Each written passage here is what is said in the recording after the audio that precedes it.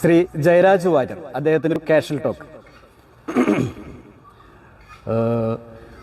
ഭരതേട്ടനാണ് എൻ്റെ ഒരു മാനസ ഗുരു.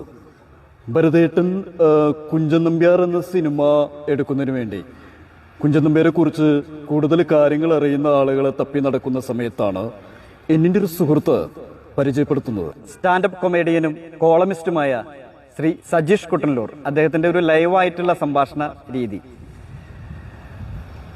എല്ലാവർക്കും നമസ്കാരം. ഞാൻ സജീഷ് കുട്ടനല്ലൂരാണ്. ശരിക്കും പറഞ്ഞാൽ 2005 ഞാൻ തുടർച്ചയായിട്ട് 101 പേരുടെ ശബ്ദാനുകരണം നടത്തി ജനശ്രദ്ധ ചെറുതായിട്ടൊന്ന് പിടിച്ചു പറ്റുന്നത്. അതിനുശേഷമാണ് ഈ സ്റ്റാൻഡപ്പ് കോമഡിയിലേക്ക് വരുന്നത്. നിരവധി ശരിക്കും പറഞ്ഞാൽ രാഷ്ട്രീയമായിട്ടുള്ള ചില നർമ്മ സംഭാഷണങ്ങളിലൂടെയാണ് നമ്മുടെ പരിപാടികളൊക്കെ മുന്നോട്ട് പോയിക്കൊണ്ടിരിക്കുന്നത്. നടനും ഹാസ്യകലാകാരനുമായ നന്ദകിഷോർ.